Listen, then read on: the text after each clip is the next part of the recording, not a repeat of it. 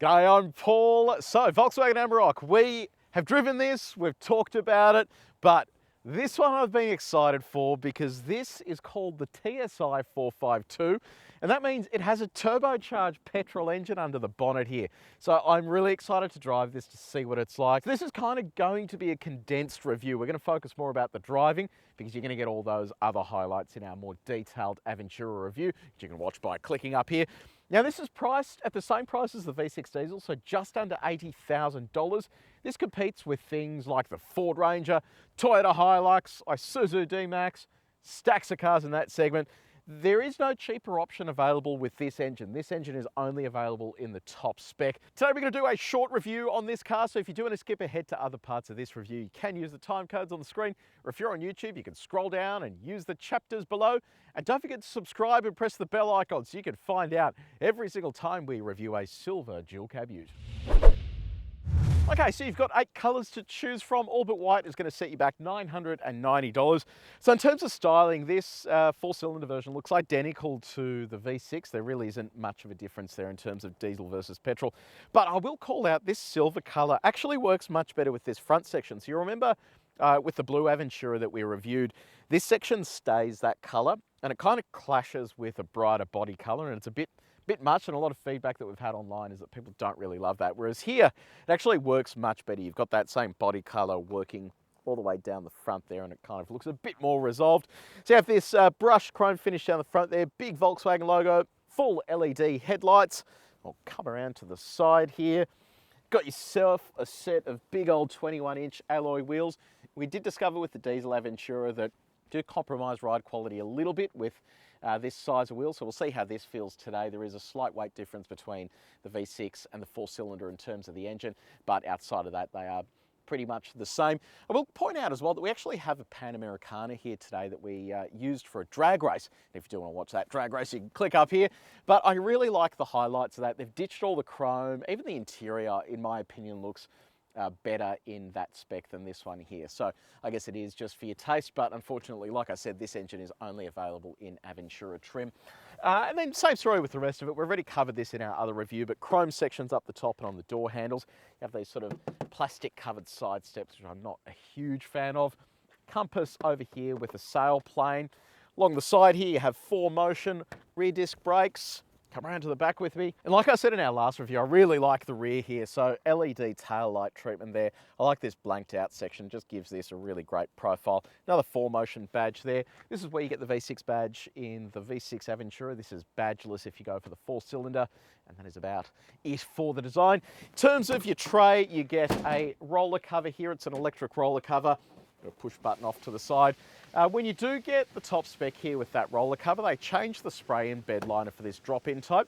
I do prefer the spray-in bed liner because it is grippier, so when you do load things in, they don't really move around too much. You get your load hooks off to the side there.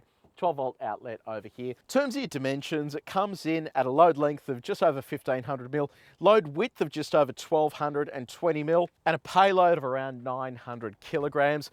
Another curious thing we noticed as well with the Panamericana we have over there, it actually has the ruler here on the tray, whereas this, when you fit it with that roller cover, they install this rubber lip as a water seal, and then it covers up the ruler, which is otherwise normally visible there. You also have a torsion bar there as well to make this easier to close. Close that one up there. Brake towing capacity of 3.5 tonnes, even with the 4-cylinder petrol version. And that is about it on the design front. So let me know in the comments section below, what do you think of the Amarok design? Do you reckon it looks good? I'm keen for your feedback. Okay, so we are inside the Amarok. I'll show you what the key looks like to start with. You got unlock, lock, and then you press that little button just there 2 times to open the tray. Volkswagen logo on the back. It's a proximity sensing key, so you can grab the door handle. There's a push button to start over here. So I mentioned earlier, we have already reviewed this car in detail. So if you do want to see a detailed interior review, have a look at our other Aventura review, which you can find by clicking on the link below. But today I'm just going to run you through the highlights. I did mention in our last review that it did have a number of weird sort of build quality issues. This one I've had a bit more of a poke around at, and it is significantly better. So maybe it was just that one car that had the problems. This is still a tiny bit wonky there, and this section at the back is loose as well. but it is presented much better in terms of the rest of it, which is great news. So central to the cabin is a big 12-inch display, which comes with wireless Apple CarPlay, wireless Android Auto. You don't have any phone connectivity in terms of remote phone connectivity like you do with the Ranger, so hopefully that will come eventually once Volkswagen figures that out. But you get these highlights up along the dashboard here that gives it a bit of a visual differentiation. I mentioned before with the Pan Americana, I really actually like what they've done with the treatment on the doors. It's got like a bit of a, I don't know, this is probably bad to say, but like an animal hide style finish. And I think it just is visually a much better looking interior than this. I think they've tried to go sort of high-end and premium with this, but I think the Pan Americana looks just slightly better inside the cabin. I do like this ahead of the driver though, big screen there that gives you an idea of what you're missing out on in the Ranger range, because you can only get that on the Platinum. It's not available in any other specs. Outside of that, I did complain as well about these cup holders. I drove this car in this morning and I found the exact same thing again when getting the coffee out. It is just really hard to get because they don't have cup holders inside the dash panels there like they do on the Ranger. So it's just really hard to get this because also on the Ranger, the cup holders here easy to get to. Here it's sort of a bit convoluted and complex. On the storage front, you have okay storage, so phone storage down there underneath your integrated brake controller, bottle storage here, center console here, two glove boxes over here as well, sunglasses holder up the top there, and a USB outlet up the top for connecting a dash cam as well. In terms of the second row, plenty of room in there for adults. It can get a little cramped if your driver has their seat all the way back, but you do get creature comforts like center armrest with cup holders. Underneath the seat as well, you have a little bit of storage there too. And then behind the seat, you have a big subwoofer there for the Harman Kardon branded sound system. But I reckon it's time to go for a drive. I really want to see what this engine is like at our track. Okay, so we've hit the road in the 4-cylinder Amarok. So straight away, the noise sounds very different. Not that the diesel engine is all that loud, but immediately you can tell that there's a difference.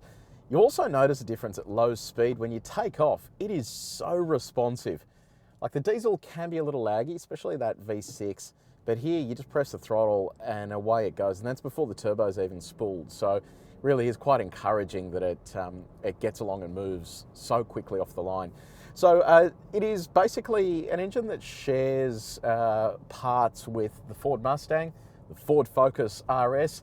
So it's a 2.3 litre turbocharged petrol engine, 4-cylinder, 222 kilowatts of power, 452 newton meters of torque, and that's all mated to a 10-speed automatic transmission. Now, what does it all feel like behind the wheel when you start getting stuck into it? So I'm just going to roll onto the throttle here gently, so I feel that turbo spooling there, pushing us in the back. And then what if we actually give it a decent stab? Yeah, nice. That sort of really pushes you in the back nicely.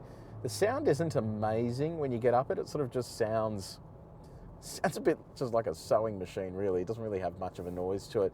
But I don't know, my thought is that you could probably go to town on an exhaust and some performance mods for this, given the similarities with other Ford engines and the performance mod people have done to those. So excited to see what some tuners come up with when it comes to getting a little bit more oomph out of this package. If you are watching this from overseas, the Ranger in the States has always been offered with the turbocharged petrol engines. The first time we've had a chance to sample it in Australia, it really just boggles the mind why they didn't offer this earlier, because it is just a really nice engine behind the wheel. So Volkswagen claims around 10 litres per 100 Ks, but we're currently sitting on 15. It is worth pointing out that we filmed a drag race today, so that includes the drag race driving, so it's not really an accurate figure, but prior to getting here today, that figure was sitting around the sort of 9 litres per 100 K mark, and that was predominantly highway driving. In the city, it was closer to 11. So I think those figures are okay, and it's about what you'd expect from a turbo petrol engine in a vehicle this size. Okay, let's chat body control. We've got our sine waves coming up. Jack the speed up to 130. When we were here last time in the V6, it just left the ground at 130, which indicated to me that body control wasn't fantastic, especially at that upper end, and especially when you consider that the Ranger doesn't experience the same kind of thing. So get it up to 130 here. Here come our sine waves now. Yeah, Same thing again, the wheels are just leaving the ground there. So just shows you that with this 21-inch wheel, they've had to really compromise a little bit to get ride comfort in, and I think that has come at the cost of body control at that top end of suspension travel. Okay, bumpy road time. This is the worst road in Australia. We do this at 90 k's an hour just to see what the ride quality is like if you find yourself on a corrugated stretch of road. It is pretty bouncy there with that ride. Sort of the firmness they've dialed into it means that you do notice it. Here comes our condensed sine wave. That was our light that was making all that noise and then switched off. But yeah, look, this is a proper shake test of the suspension. And look, it is firm, but it's actually not as firm as I thought it was going to be with this size of wheels. So yeah, look, it is firm, but not the end of the world. Okay, let's go for a bit of a sportier drive. When you press the drive mode button, there is no sport mode. There's also no paddle shifters. You can only shift gears using the buttons here on the gear stick, which I don't love, but let's see what it's like on a lap of our track. I've left it in four-wheel drive automatic, so we have maximum traction.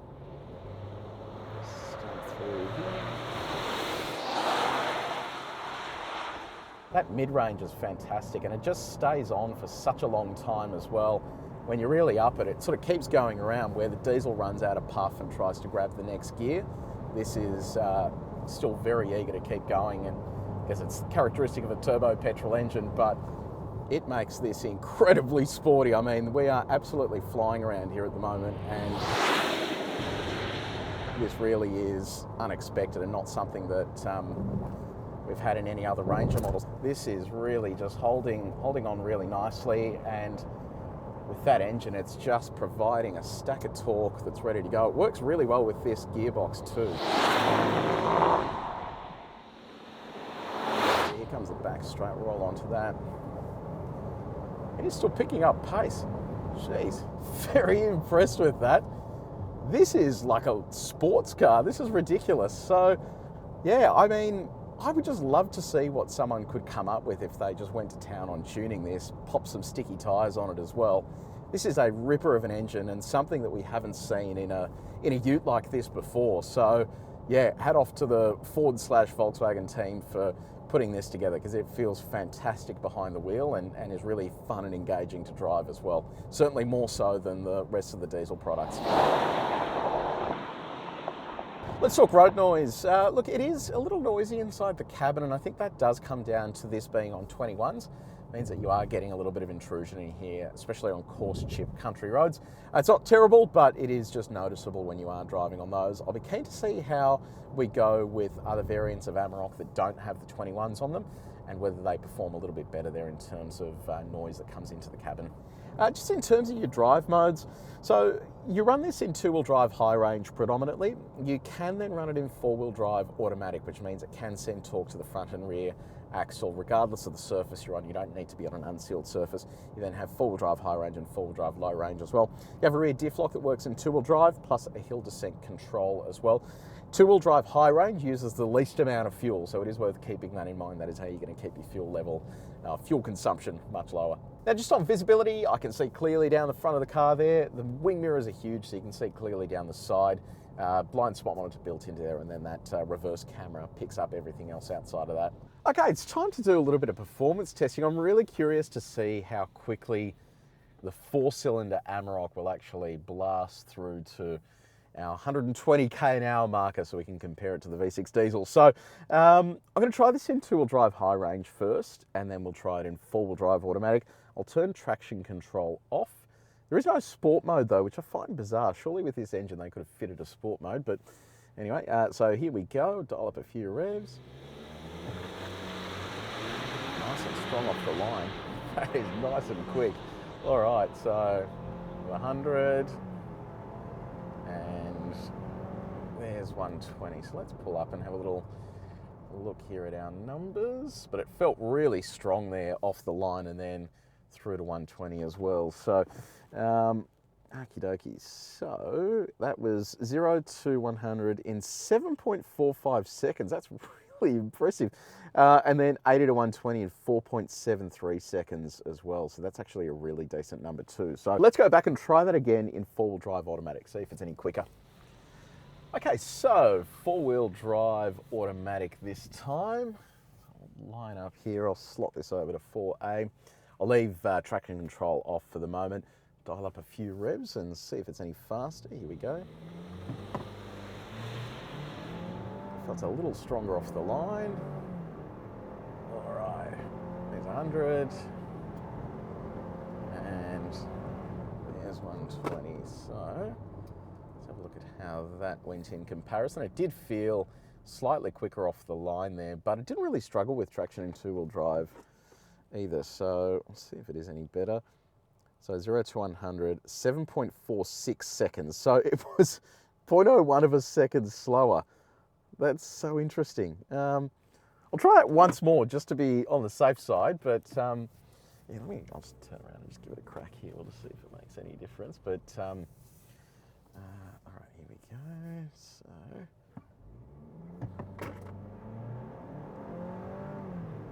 that's so interesting. Only marginally slower. All right, there's 120 there. Just come up to a stop. Look at how that went in terms of the number. So that time around, 7.65. So there you go. The fastest way to get this from 0 to 100 is actually in two-wheel drive high range. So quite fascinating. I'm just interested by that. There you go. Okay, so deceleration, 100 to 0. Let's see if this performs better than the last V6 diesel we tested. So here's our 100 marker.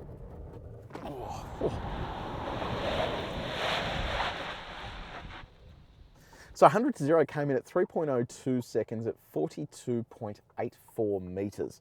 So yeah, if you do want to see how this compares to other vehicles we've tested before, have a look at the link in the description below, and we've got comparisons there to every other car we've tested from 100 to 0 here. And now, our reverse acceleration test. I wonder if this is any faster than V6. A bit of wheel slip off the line there. 50 kilometers an hour.